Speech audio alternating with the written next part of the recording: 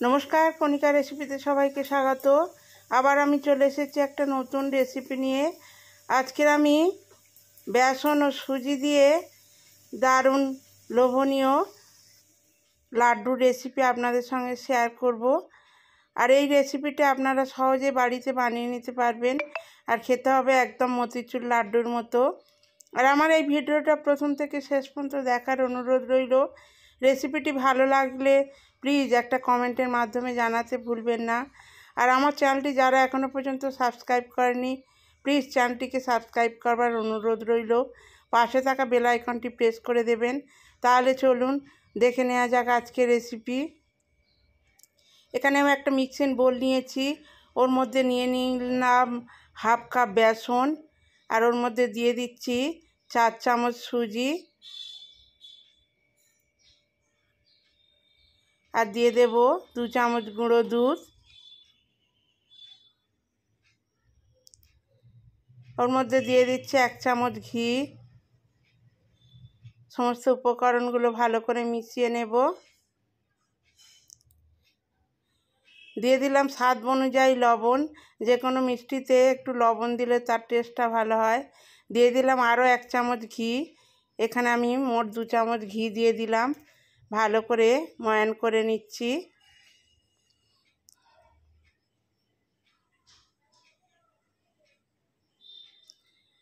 এটাকে ভালো করে ময়ান করে নিতে হবে। দেখুন মুঠো করলে মুঠো হয়ে যাচ্ছে। এখানে আমি হাফ কাপ লিকুইড দুধ নিয়ে নিয়েছি। দুধটা জাল দিয়ে আমি ঠান্ডা করে নিয়েছি। অল্প অল্প দেব, আর এটাকে মাখিয়ে থাকবো।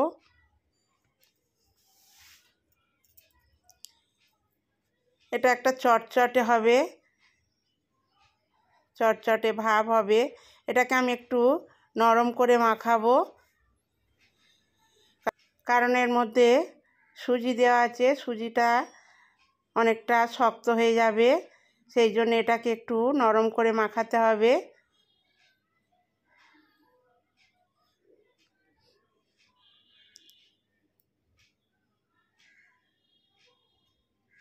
আর একটু দিয়ে দিচ্ছি, একটু হাতের সাহায্যে এইভাবে একটু ফেটিয়ে নেব।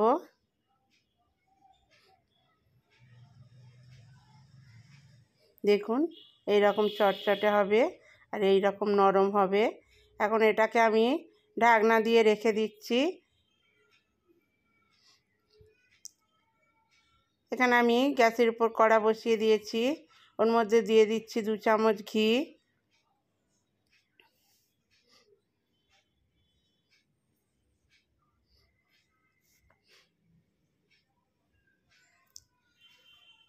ঘিটা আমার গরম হয়ে গেছে। এখানে আমি কিছু কাজুর টুকরো আর চালমগজ দানা নিয়ে নিয়েছি। এগুলোকে আমি লো ফ্লেমে একটু ভেজে নেব। এর মধ্যে আপনারা কিশমিশও দিতে পারেন, আমি আজকের কিশমিশ দিলাম না।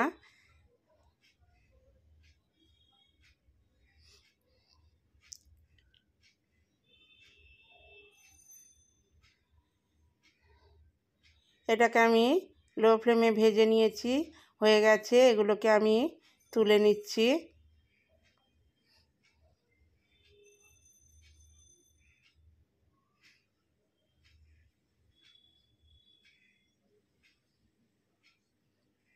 ওই ঘিয়ের মধ্যে আমি রিফাইন তেল দিয়ে দিচ্ছি।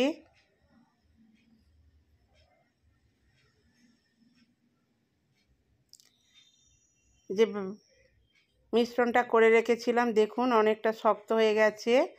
এখন এগুলো আমি একটা চামচে করে কড়ার মধ্যে দিয়ে দেব। এগুলোকে ভেজে নেব।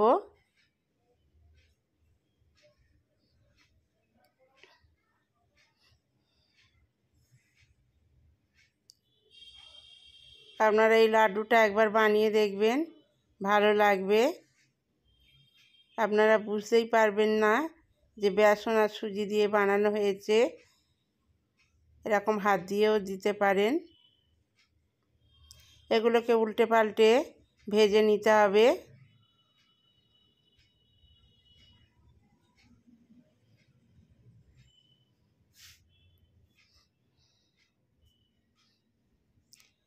এক সাইডটা হয়ে গেছে, আমি এখন অন্য সাইডটা উল্টে দেব।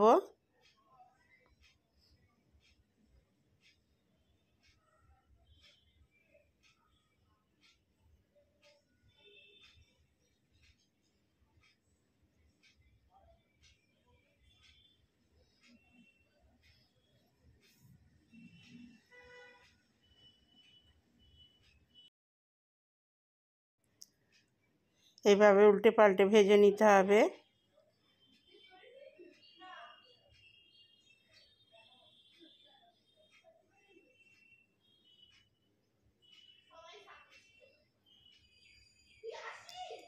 এগুলো আমার ভাজা হয়ে গেছে, এখন এগুলোকে আমি একটা প্লেটের মধ্যে তুলে নিচ্ছি।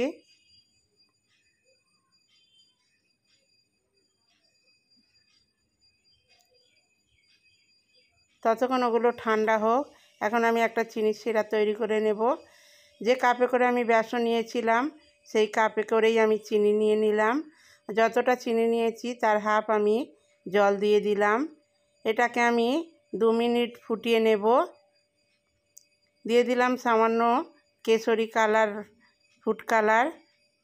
আপনারা ফুড কালার নাও দিতে পারেন, আমি দিলাম দেখতে সুন্দর হওয়ার জন্য। এটাকে আমি 2 মিনিট ফুটিয়ে নেব।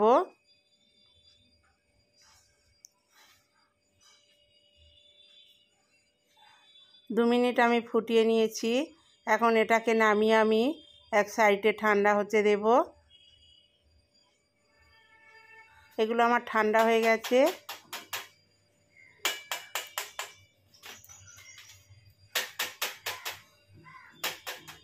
এটা কতটা মুচমুচে হয়েছে দেখুন।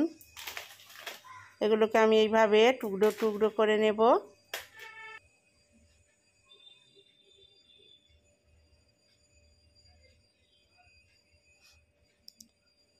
এগুলোকে মিক্সিং জারে দিয়ে গুঁড়ো করে নেব। মিক্সিং জারের মধ্যে আমি দিয়ে দিলাম।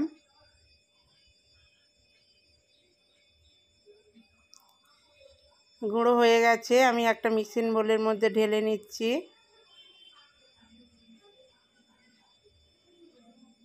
দেখুন এটা কতটা দানাদার হয়েছে।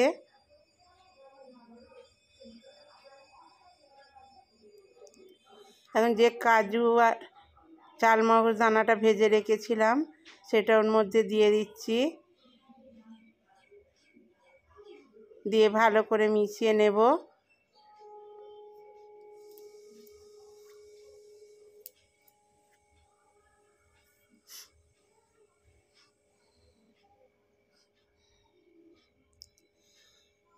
ভালো করে মিশিয়ে নিয়েছি।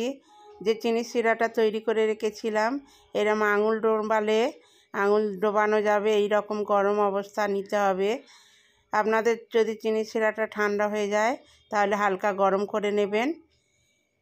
এবার এটা ওর মধ্যে অল্প অল্প দেব আর এইভাবে মাখিয়ে নেব।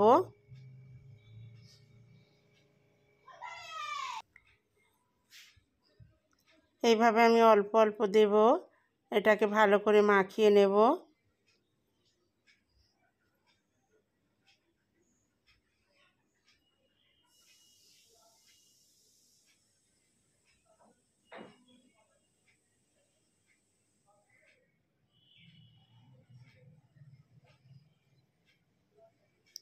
আপনারা একবার হলেও এটা বাড়িতে বানিয়ে নেবেন। বাড়িতে থাকা কয়েকটি উপকরণ দিয়ে খুব সহজেই বানিয়ে নিতে পারবেন আর খেতে হবে খুবই টেস্টি। ভালো করে আমি এটাকে মাখিয়ে নিয়েছি।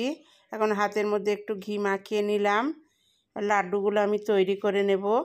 এইভাবে চেপে চেপে গোল গোল করে লাড্ডুগুলো তৈরি করে নিতে হবে।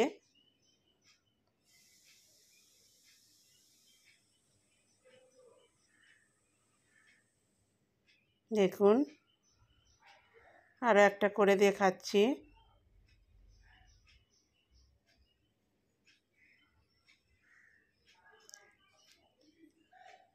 এই একইভাবে আমি সমস্ত লাড্ডুগুলো তৈরি করে নেব, তারপরে একসাথে দেখাচ্ছি।